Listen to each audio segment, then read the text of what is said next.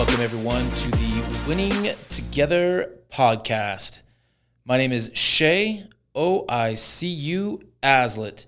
I'll be your hostess with the mostest today. Today, you're going to get a coach's perspective. The clinician is out, the other coaches are out, the other clients are out. It's you, moi. And on today's Winning Together podcast, our focus and our genesis is around recovery in addiction, substance abuse, toxic relationships, but really having a life that works is where we go and where we focus and how we show you what to do or what to stop doing to have the workability in your life, in that area of your life that you want. Whether it is in regards to substance abuse or addiction or a person you love or care about. It could also be a sickness that you're experiencing. It could be a setback, a blow, some emotional challenge that's new to you.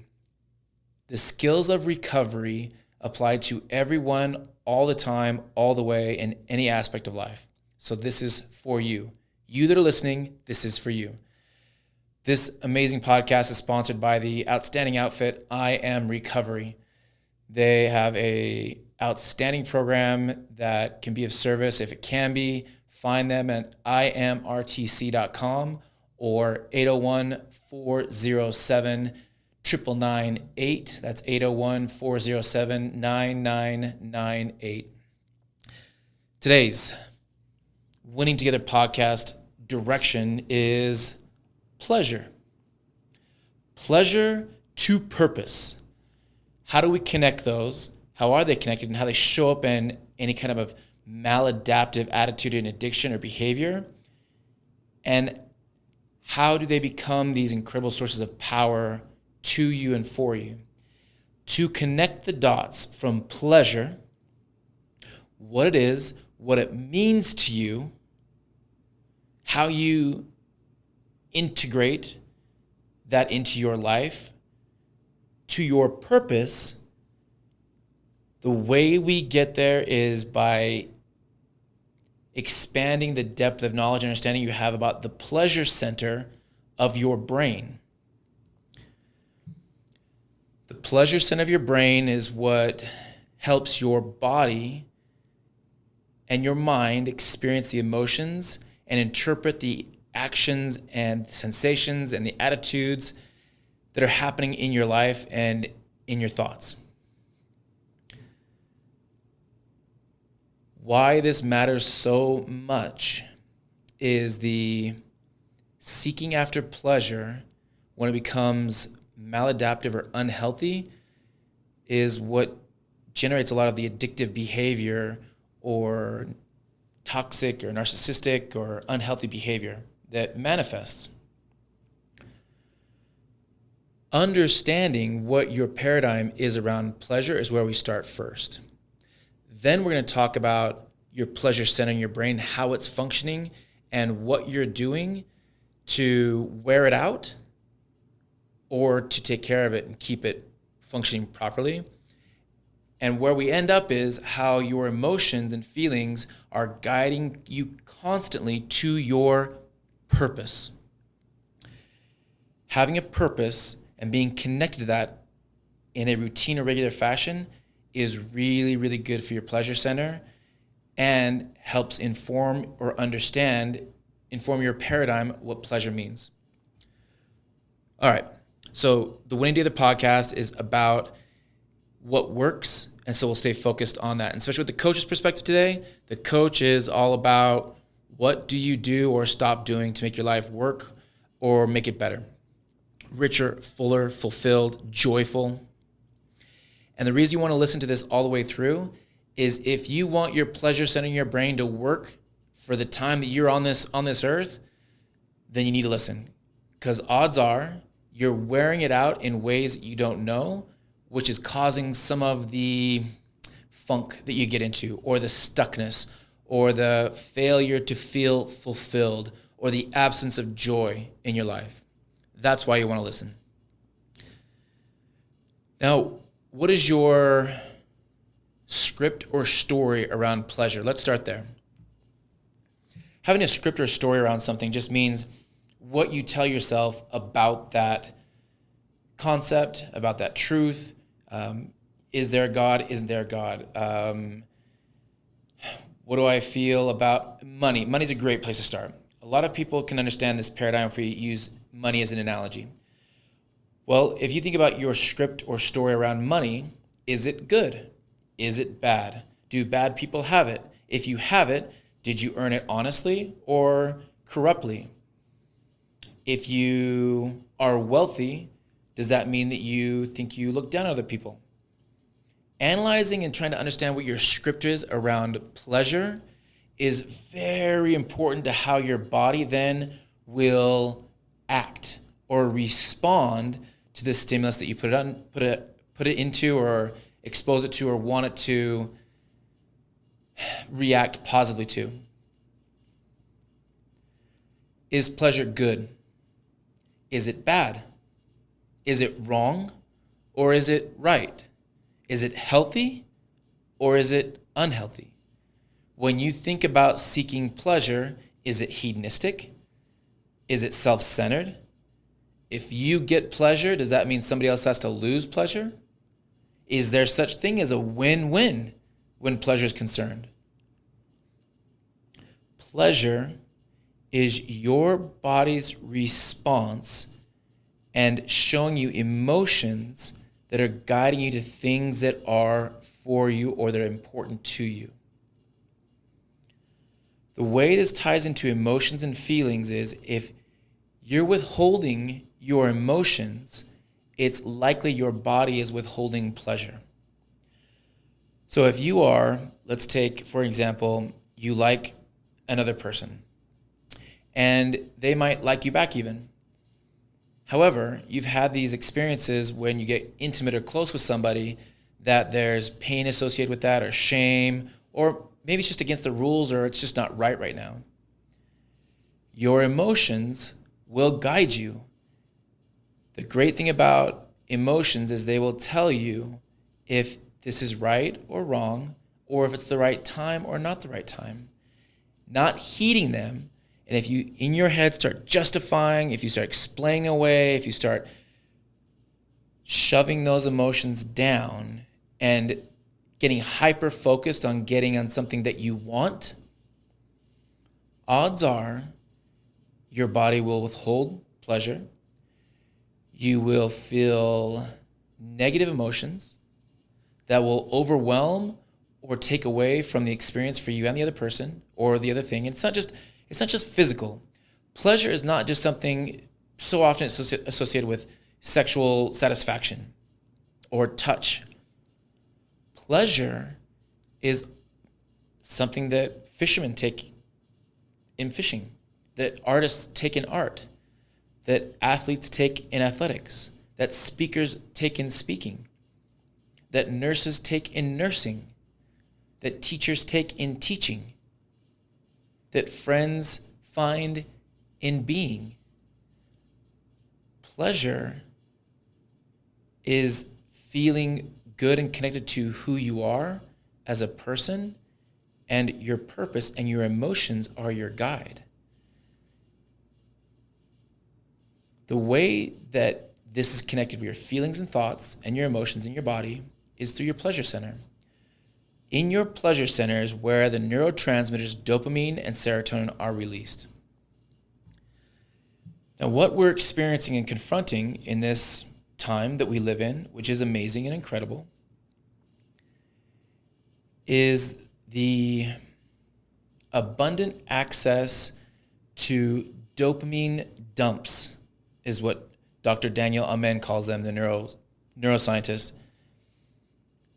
That when your pleasure center experiences a dopamine dump, so think abusing substances, pornography, gambling highs and lows, toxic relationships, anger, gossip, nicotine, caffeine, skydiving, driving fast.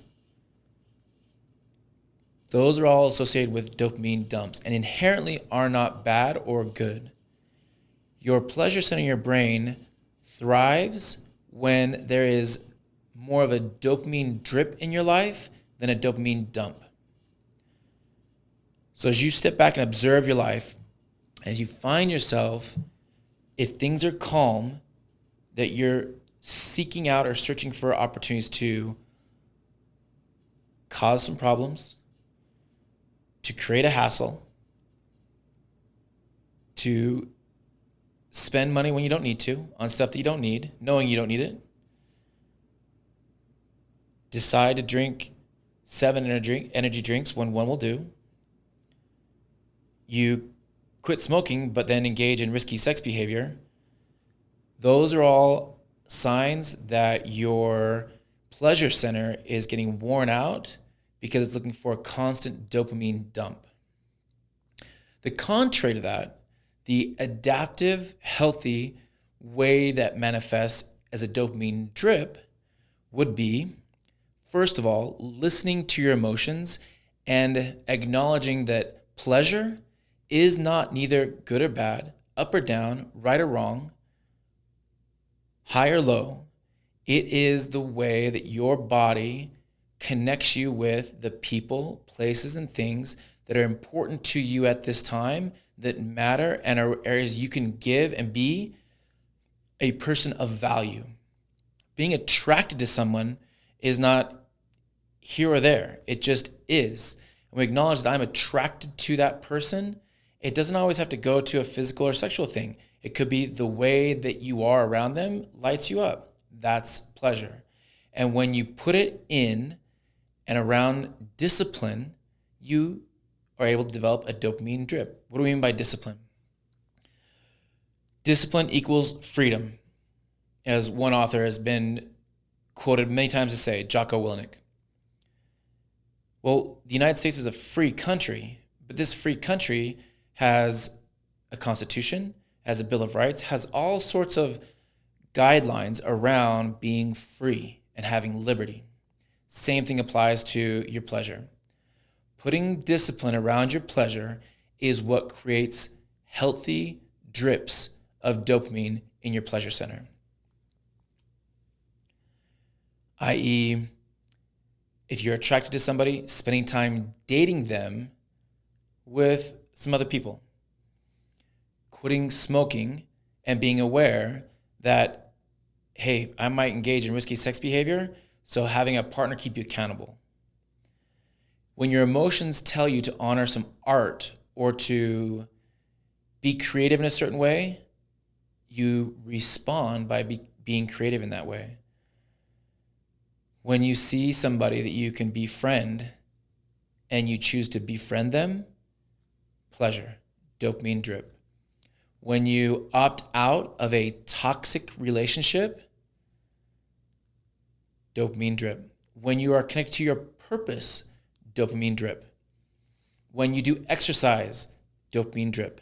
When you meditate, dopamine drip. When you get good rest, dopamine drip. When you eat as best you can, dopamine drip. When you choose to say nice things instead of not nice things, dopamine drip. When you choose to not engage in gossip or anger or petty envy or put downs, all those conspire to give you feelings of pleasure, and the dopamine drip turns into a source of more consistent feel good. And what that more persistent or consistent feel good turns into is joy. When or as you focus on dopamine dumps, adrenaline-driven behavior, nicotine, caffeine, risky sex behavior, anger, what escapes you is joy and momentum in the direction that you want. Not only that, when we withhold our emotions, our body withholds pleasure, as Sandra Burns said, and points out that we also fail to connect at the levels that we could. So not preserving, not protecting the pleasure center of our brain might even prohibit or preclude us from being in connection to our purpose or connected to our joy, or really connected to our people, or connected to our recovery, or connected to our day, or connected to our breath, or connected to where we need to be and who we need to be and how we need to show up. That's what is at stake here. Your emotions are the language of your body, and they will guide you. Pleasure is good. And if you have a script around that is negative, painful, shameful, ugly, hideous, broken, non-existent, starting there and entitling yourself to feel joy in some way, someday, and that it's possible is where you can start.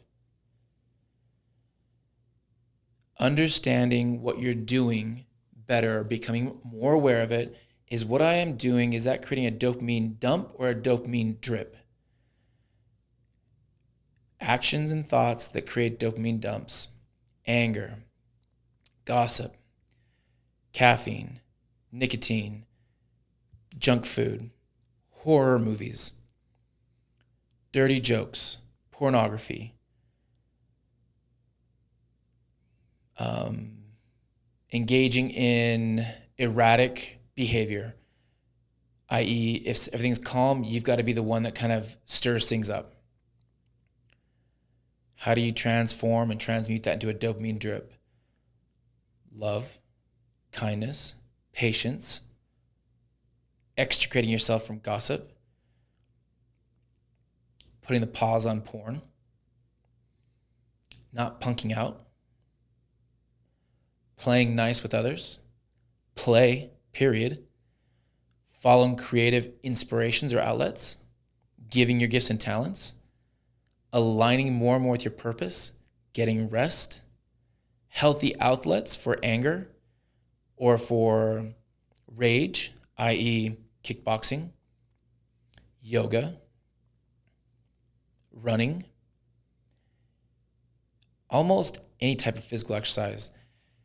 When we go back to play, ping pong is one of the best brain exercise and activities you can possibly do. Interesting. Play, purpose, participating to your best of your abilities, allowing people to see you, listening to your emotions or sitting in the pain. Pain, its purpose is to get you to pay attention. The reward for paying attention in your life to the places that you feel pain is healing. If healing is worth paying the price for, then the pain is so that you pay attention. Pay attention. When your emotions are saying feel good, feel good. And when they're saying it's not right, or this isn't good, or you need to put a pause with whatever activity that is coming up or you're engaging in, ask them how. Ask another how. Reach out. Voice your concern. Being honest with your feelings feels way better than any amount of pleasure you can put in that is not in alignment with how and what you are, who you are. The reward for paying attention to the pain is healing, always.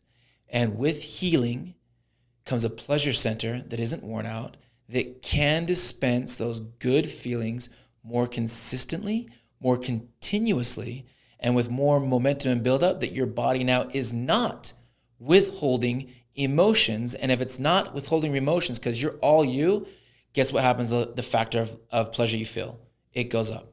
You're able to feel all your feels. There's nothing better than being all you. There's nothing better than being all you all the way. There is nothing better than being all you all the way and loving who you are, no matter what, no judgment. Practice that, and pleasure will guide you like it's supposed to. Your emotions will be your friends instead of your foes. You'll feel like your body is working for you instead of against you. It will work alignment with your discipline and not against it. And in that discipline, you will be free. And what will you be free to be? Joyful drip, athletic drip, kind drip, purposeful drip, mindful drip, a person of value drip, creative drip, friendly drip, not subject to your anger drip, loving drip, able to choose good food over bad food drip, someone who goes to bed to get their rest so they can have energy for the next day drip, holding boundaries drip, disengaging in toxic relationships drip, having relationships that are fulfilling drip, feeling joy just because, no matter what's going on in your day drip, joy drip, I do joy drip, I do joy drip, do joy. How we get there is understanding the pleasure center of our brain, and first and foremost, creating a framework of pleasure that works for us. Is it good? Feeling good is by far one of the most effective ways to connect with your person, your purpose, and make choices that lead to a really joyful life. Feel good. Find a way to feel good. Think thoughts that feel good. Let pleasure be your guide, and your body won't do you wrong. You won't turn into a hedonist. You won't turn to somebody who's narcissistic and always out for themselves. You watch. Your emotions and your feelings will guide you to be friendly, kind, to have boundaries and rules, and to understand that, hey, maybe if I'm not drinking and smoking and doing drugs, I'm going to crave sex, and so I should be aware of that, and you'll put rules around that so that in that moment of that discipline that's painful and hard, you will become aware.